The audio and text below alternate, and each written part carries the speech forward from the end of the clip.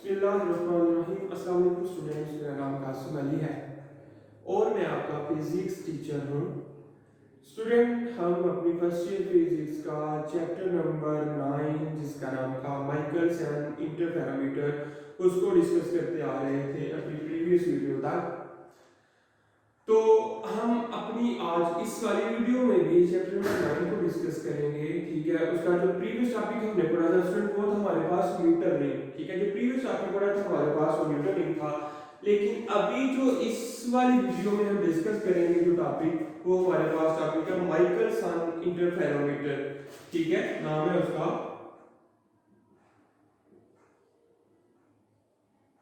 Interferometer,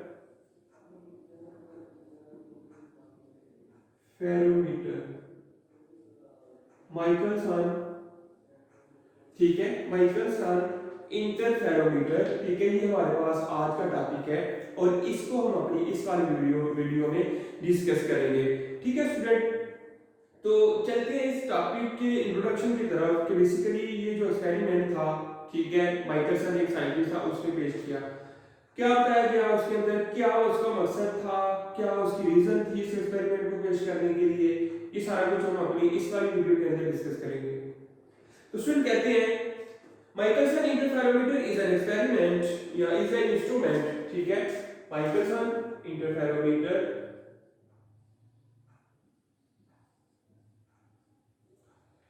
Michelson interferometer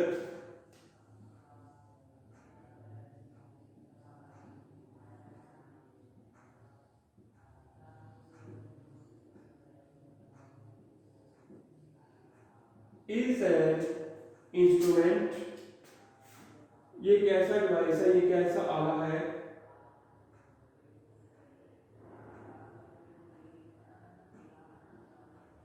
is an instrument that can be used to measure, that can be used to measure, that can be used to measure distance with extremely high, measure distance with extremely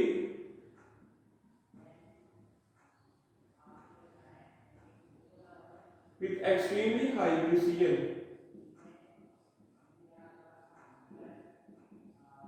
ठीक है, एक ऐसी device है जिसकी मदद से हम very high precision के साथ, यानी प्रिसीजन कह सकते हैं आप कि उसमें शको शुबात ना हो, एक्यूरेसी की तरफ जा रहे हो।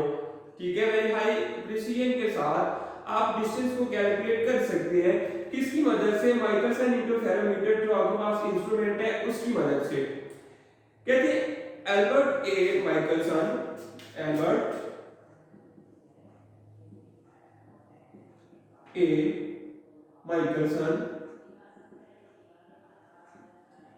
साइंटिस्ट का स्टूडेंट पूरा नाम क्या था? एल्बर्ट ए माइकलसन, जिसने ये इंस्ट्रूमेंट रिकमेंड किया, जिसने इसको बनाया। एडवाइज दिस इंस्ट्रूमेंट, ठीक है, उसने क्या किया? Devised this instrument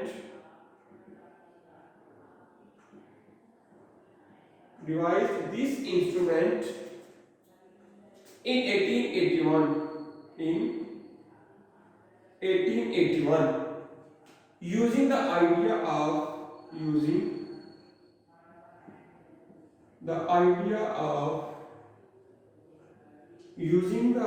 of interference of light rays,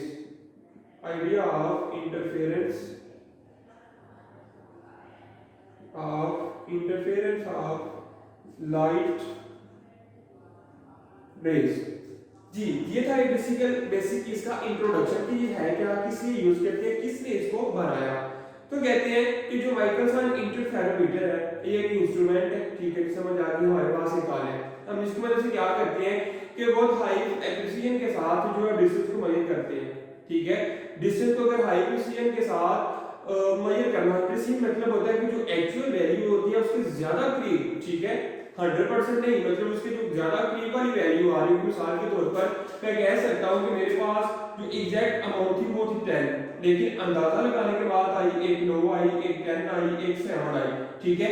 तो जो 10 वाली मेरे पास जो 10 की ज्यादा करीब वाली वैल्यू होगी वो तो 9 आ रही है, ठीक है। तो हम कह सकते हैं कि 9 वाली वैल्यू वो कौन सी है, वो प्रीसाइज वैल्यू है, ठीक है।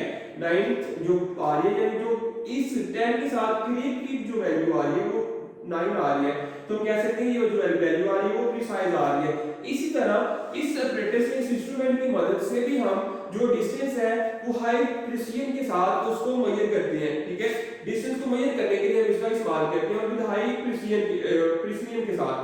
फिर कहते हैं कि ये जो इंस्ट्रूमेंट था, एक साइंटिस्ट था एल्बर्ट ए माइकलसन, ठीक है, साइंटिस्ट था एल्बर्ट ए माइकलसन, उसने 1881 के अंदर इसको पेश किया, ठीक है। 1881 के अंदर इसको पेश किया और उसने ये जो सारा आइडिया यूज किया, ठीक है, जो सारा प्रोसेस यूज किया, वो प्रोसेस उसने यूज किया था इंटरफेरेंस ऑफ लाइट रेज का, कि जो प्रोसेस होता है इंटरफेरेंस ऑफ लाइट रेज में, ये सारे का सारा प्रोसेस भी इसके अंदर भी हो रहा है, जो कि माइकलसन इंटरफेरोमीटर था इसके अंदर भी सारा वही प्रोसेस हो रहा था, क्योंकि उसने आइडिया ही वही यूज किया, तो सारा प्रोसेस भी इसके अंदर वही होगा।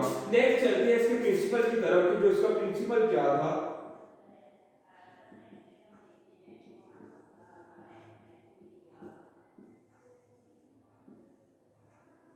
स्टूडेंट्स का प्रिंसिपल में कहते हैं it's working is based on interference, ठीक है। वही बात कि उसने आइडिया ही इंटरफेरेंस का यूज किया, तो उसकी जो सारी की सारी वर्किंग है वो बेस कर रही है इंटरफेरेंस के ऊपर। It's working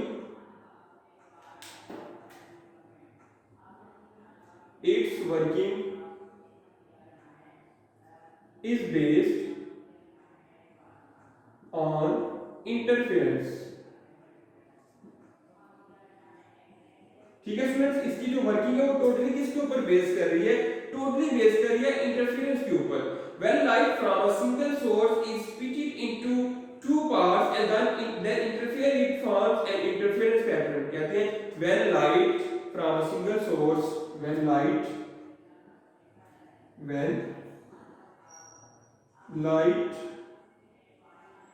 from a single source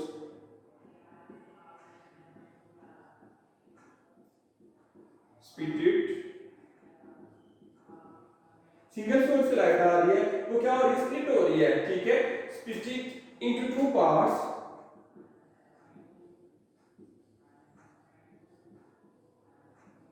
ठीक है, दो पार्ट्स में स्प्लिट हो गई, तकसीम हो गई, and then interfere it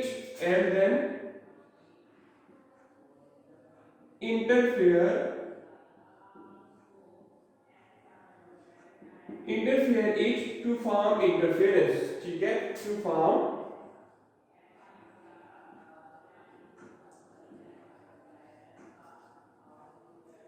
form interference pattern, ठीक हो। ये बात ये था प्रिंसिपल। कहते हैं कि एक सिंगल सोर्स के तरफ से ये सोर्स है हमारे पास, ठीक है, यहाँ इस सोर्स से आपके पास लाइट आ रही है, ठीक है। लाइट बाद में क्या होता है, स्प्लिट हो जाती है इनटू टू वेज, ठीक है, into two different ways, different path में डिवाइड हो जाएगी। तो डिवाइड होने की वजह से क्या होता है कि वो एक इंटरफेरेंस पैटर्न को क्रिएट करती है, ठीक है। स्प्लिट होने के बाद एक इंटरफेरेंस पैटर्न जो होता है उसको वो इंटरफेरेंस जो पैटर्न है उसको वो क्रिएट किया जाता है, उसको क्रिएट करती है, ठीक है स्टूडेंट। ये था इसका प्रिंसिपल, वर्किंग प्रिंसिपल की ये किस प्रिंसिपल के ऊपर काम करती है। फिर कहते हैं construction and working. Construction and working में क्या आएगा, ये तो सिंपल रीडिंग वाला टॉपिक है सारा, अब मैं रीड करता हूं और आपको साथ साथ समझाता भी जाऊंगा। कंस्ट्रक्शन एंड वर्किंग,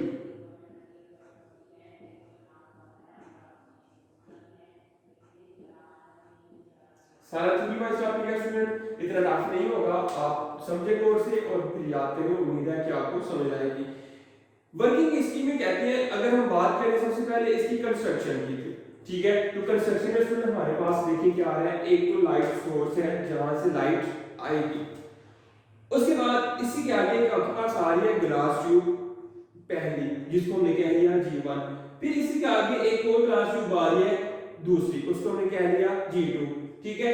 यहां से इसके ऊपर एक आपके पास मिरर आ रहा है, मूवेबल मिरर है, जिसको आप आगे पीछे मूव करवा सकते हैं, उसको हमने कह लिया मूवेबल मिरर।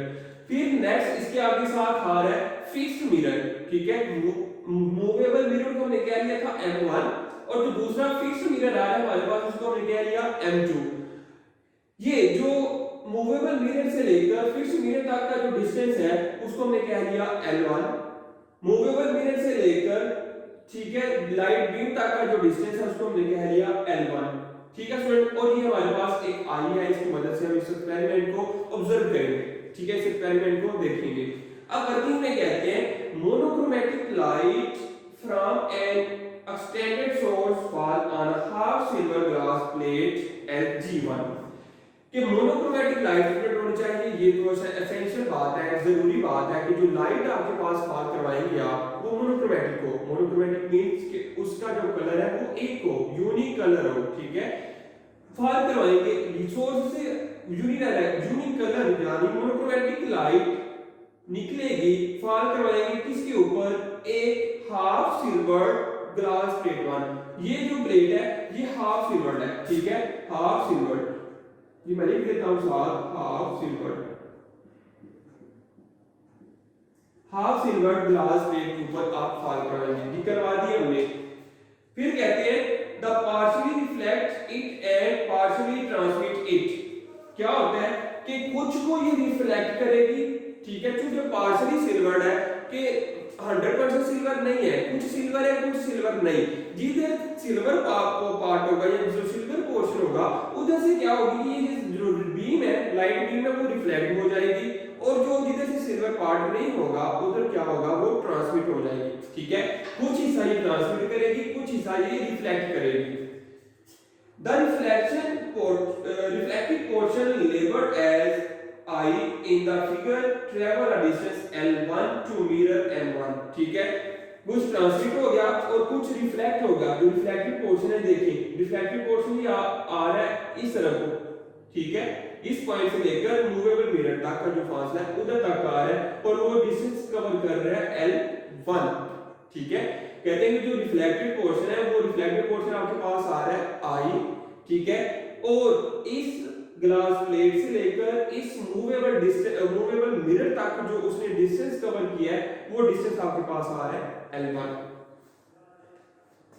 कहते हैं which reflect the beam back toward G1। ठीक है, क्योंकि मिरर है, मिरर तो आपको पता है टोटली सिल्वर होता है। ठीक है, मिरर के ऊपर जब भी कोई लाइट फॉल करवाई जाती है वो ट्रांसमिट या अब्जॉर्ब नहीं होती बल्कि टोटली रिफ्लेक्ट बैक होती है, सारी की सारी वापस रिफ्लेक्ट होती है।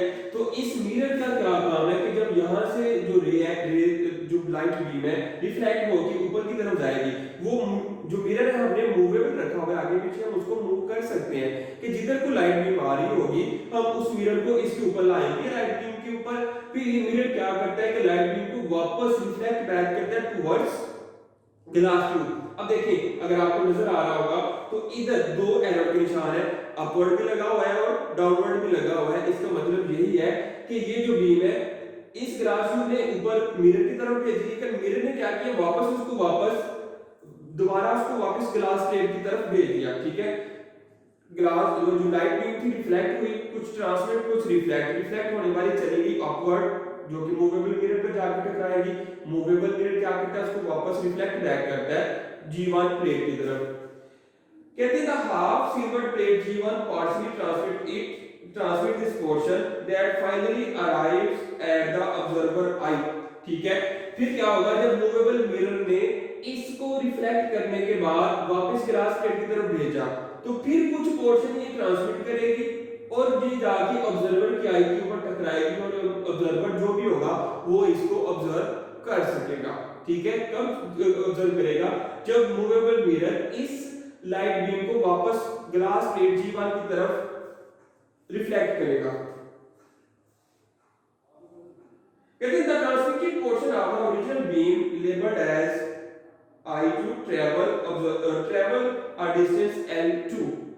ठीक है, जो ओरिजिनल बीम हमने क्या किया, कुछ ने हमने कहा कुछ ट्रांसमिट इसने कर लिया, यानी पास आउट करने दिया, कुछ को इसने रिफ्लेक्ट किया। लेकिन ओरिजिनल बीम कुछ जो है रिफ्लेक्ट ट्रांसमिट होने के बाद दोबारा किधर जाएगी, एक ग्लास प्लेट G2 के ऊपर, और वो डिस्टेंस कवर कर रही है वो L2 डिस्टेंस कवर करेगी। ठीक है student, G2 out from same piece of glass as G1 is introduced in the path of beam 2 as a compensator plate G2. Therefore, equalize the path length of the beam 1 and 2 in graphs. ठीक है student, सारा process वही दोबारा मैं repeat कर रहा हूँ कि कुछ प्रोसेस जब लाइट बीम सोर्स से निकली इस प्लेट की तरफ, कुछ इसने ट्रांसमिट की, कुछ इसने रिफ्लेक्ट की। ट्रांसमिट होने वाली जो लाइट है जाएगी आगे, जो दूसरी हमारे पास ग्लास ट्यूब G2 थी उसके ऊपर जाके टकराएगी। तो इसके ऊपर टकराने के बाद वो सारी ट्रांसमिट हो जाएगी एक मिरर के ऊपर। ठीक है, जो मिरर है फिक्स मिरर है, मूवेबल नहीं है, वो फिक्स मिरर के ऊपर जाके टकराएगी। उस मिरर को हमने नाम दिया हुआ है M2। और जो ओरिजिनल बीम थी पहले उसने डिस्टेंस कवर किया सोर्स से लेकर G1 का, फिर रिफ्लेक्ट होने के बाद डिस्टेंस कवर किया प्लेन से लेकर मूवेबल मिरर तक, फिर वापस जब रिफ्लेक्ट बैक होकर आई तो उसने जो डिस्टेंस कवर किया ग्लास ट्यूब G1 से लेकर फिक्स मिरर M2 तक, और वो जो डिस्टेंस आपके पास आ रहा है वो आ रहा है स्टूडेंट L2। कहते हैं the two beam having their different path are coherent, कि ये दोनों बीम थी, ठीक है, कुछ ऊपर की तरफ गई, कुछ ऑब्जर्वर की आई की तरफ गई, कुछ आगे ट्रांसमिट हो गई, वो सारे के सारे कौन सी है, कोहेरेंट है। कोहेरेंट मैंने पिछली वाली वीडियो में डिटेल से बता चुका हूं। ठीक है, they produce interference when they arrive at observer's eye, कि जब वो ऑब्जर्वर की आई पर जाके पहुंचेगी वो क्या प्रोड्यूस करवाते हैं, इंटरफेरेंस। ठीक है, इंटरफेरेंस स्टूडेंट आगे कुछ और भी तरह की हो सकती है, कंस्ट्रक्टिव भी हो सकती है, डिस्ट्रक्टिव भी हो सकती है।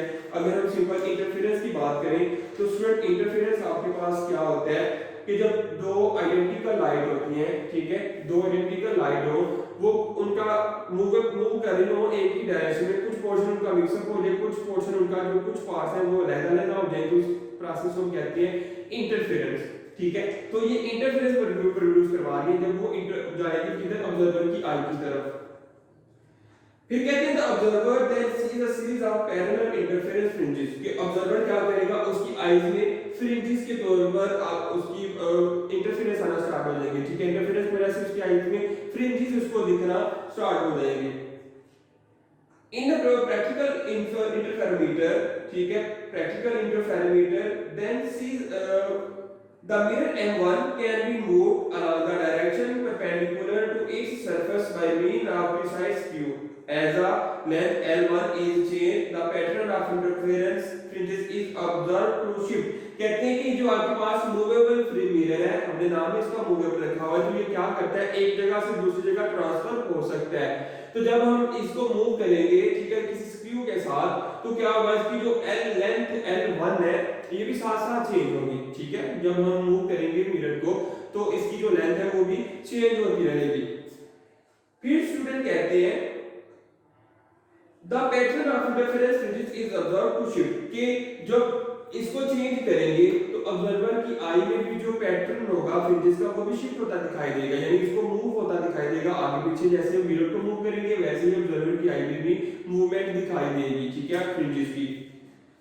फिर कहते हैं if M1 is displaced to a distance equal lambda by 2, कि अगर हम M1 को यानी मूवेबल मिरर को हम मूव करें लैम्डा बाय 2, ठीक है, इतना क्या होता है, a path difference of double of this displacement that is lambda by 2 plus lambda by 2 is equal to lambda is produce. ठीक है, फिर जो पाथ डिफरेंस प्रोड्यूस होता है, पहले अगर हम मूव करवाएं स्टूडेंट, कितना मूव करवाना है, लैम्डा बाय 2, पहली दफा मूव कराया, फिर इतना मूव करवाने के बाद इसका जो पाथ डिफरेंस है उसकी डबल आता है। ठीक है, लैम्डा बाय 2 जब आप मूव करवाएंगे तो इसका जो पाथ डिफरेंस आएगा, ठीक है, पाथ डिफरेंस वो आएगा lambda by 2 plus lambda by 2 is equal to 2 lambda plus lambda.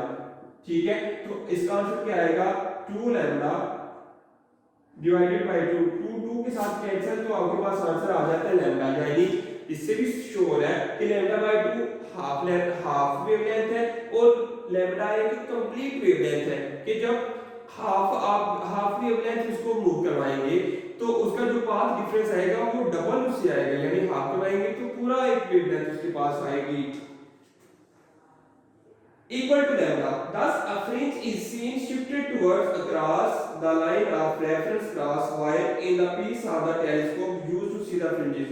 A fringe is shifted each time the mirror is displaced through lambda by 2. ठीक है, जब भी आप मिरर को डिस्प्लेस करेंगे लैम्डा बाय 2 कि जो फ्रिंजेस बन रही होगी वो भी क्या होगी, शिफ्ट होती रहेंगी साथ साथ। कहते हैं by counting the number n of the fringes which are shifted by displacement L of the mirror we can write the equation। ठीक है, अगर हम लेंथ का फार्मूला लिखना चाहें नंबर काउंट करते हुए m के लिए, तो आपके पास स्टूडेंट जो लेंथ का फार्मूला बनेगा, ठीक है, वो फार्मूला आपके पास क्या आता है, वो फार्मूला स्टूडेंट आपके पास आएगा L is equal to m, L is equal to m lambda by 2। ठीक है, ये फार्मूला आपके पास आ जाएगा लेंथ L के लिए। कब आ रहा है कि जब आप मिरर को लैम्डा बाय 2 शिफ्ट करते हैं, ठीक है, उस वक्त। तो अगर लैम्डा की वैल्यू जैसे हम कैलकुलेट करना चाहें तो उसमें ये 2 इधर आके लैम्डा अपनी जगह पर कायम, 2 इधर आके multiply 2l divided by n। तो लैम्डा का फार्मूला हम इसकी मदद से वो निकाल सकते हैं। ठीक है स्टूडेंट, ये था, कहते हैं very precise length measurement can be made with an interferometer, कि इंटरफेरोमीटर की मदद से एक बहुत ही प्रिसाइज वैल्यू आप कैलकुलेट कर सकते हैं। ठीक है स्टूडेंट, ये था वर्किंग और construction of Michelson interferometer principle, और जो इंट्रोडक्शन था वो पहले हमने लिख लिया, बोर्ड पे लिखा हुआ है अभी भी। उसके बाद जो वर्किंग थी वो सारी की सारी मैंने एक्सप्लेन कर दी। फिर आगे आते हैं, आगे वाला स्टेप है इसके यूजेस, कि हम इसको यूज कहां-कहां कर सकते हैं। ठीक है, यूजेस की जब हम स्टूडेंट बात करेंगे, यूजेस की बात करते हुए कहते हैं it is used for the determination of wavelength of light, कि लाइट की वेवलेंथ को डिटरमिन करने के लिए हम माइकलसन इंटरफेरोमीटर का यूज करते हैं। It is used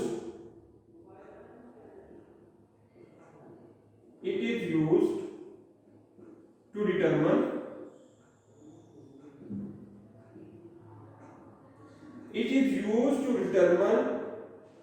a wavelength of light, determine the wavelength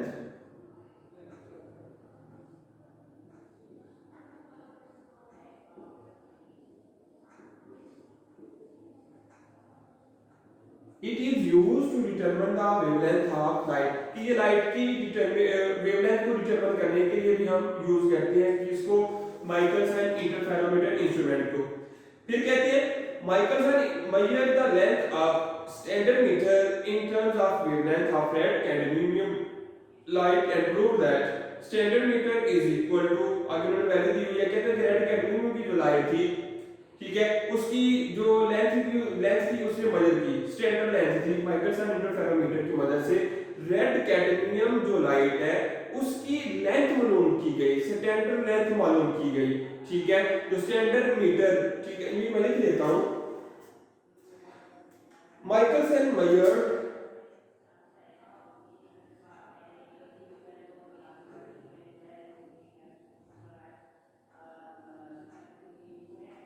Michelson measured the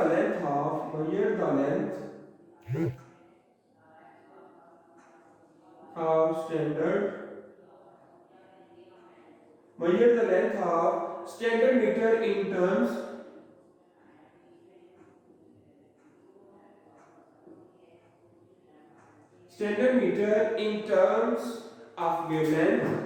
terms of wavelength, ठीक है, of red cadmium light,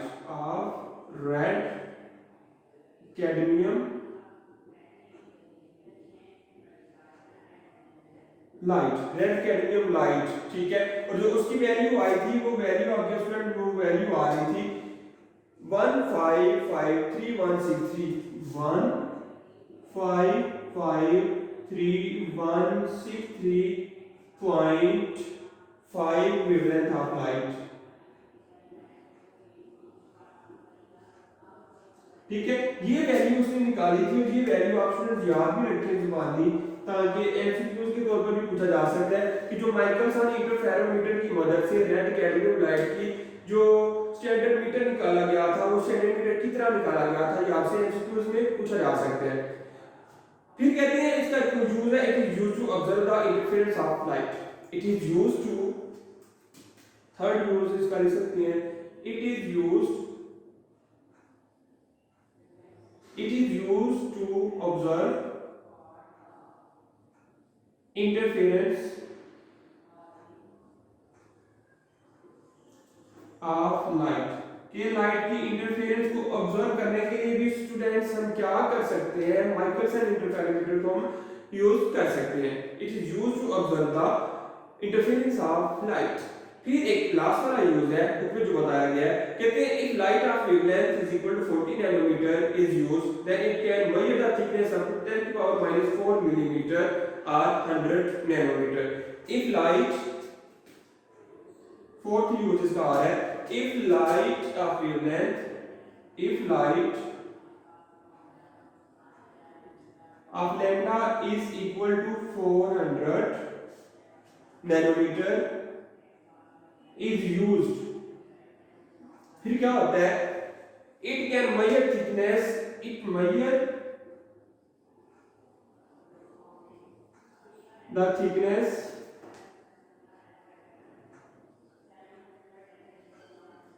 up to 10 to power -4 nanometre, 10 to power -4 millimetre, ठीक है, millimetre या 100 nanometre, ठीक है।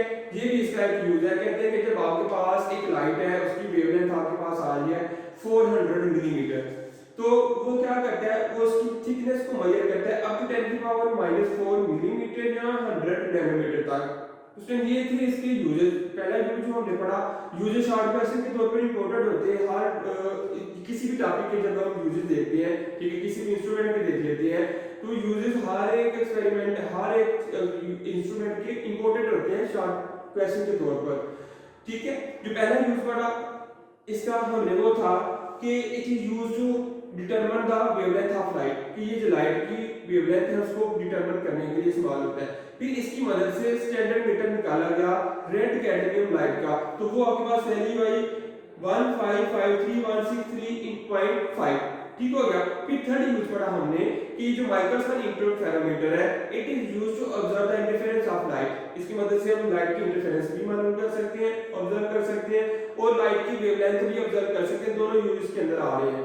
फिर कहते हैं कि अगर कोई ऐसी लाइट हो जिसकी वेवलेंथ आपके पास आ रही है 400 नैनोमीटर, तो ये जो लाइट बीम है उसकी थिकनेस का कहां तक मेजर कर सकता है, up to 10 to power -4 millimetre या 100 नैनोमीटर। तो स्टूडेंट्स ये था सारे का सारा टॉपिक हमारे पास माइकलसन इंटरफेरोमीटर, जो कि final paper point of view से एक इंपॉर्टेंट क्वेश्चन समझा जाता है। क्योंकि एक्सपेरिमेंट है, एक एक्सपेरिमेंटल अरेंजमेंट है इसके अंदर सारी की सारी, तो इसको आपने इतना लाइटली नहीं लेना बल्कि अच्छी तरह से प्रिपेयर करना है, क्योंकि पेपर पॉइंट ऑफ व्यू से एक इंपॉर्टेंट टॉपिक है। तो आप इसको अच्छी तरह से याद करें। आई होप कि आपको मेरे समझाने से इसकी समझ आ गई होगी, ठीक है स्टूडेंट। फिर यही था आज के लिए हमारा टॉपिक इस वीडियो के लिए। मिलते हैं हम अपनी अगले वाली वीडियो में अपने नेक्स्ट टॉपिक के साथ। तब तक के लिए मुझे इजाजत दीजिएगा। अल्लाह हाफिज। वीडियो पसंद आई तो लाइक करें, अपनी राय कमेंट करें। ऐसे ही मजीद वीडियोस के लिए हमारा चैनल सब्सक्राइब करें और बेल का आइकन दबाएं ताकि आपको हर वीडियो का नोटिफिकेशन मिलता रहे।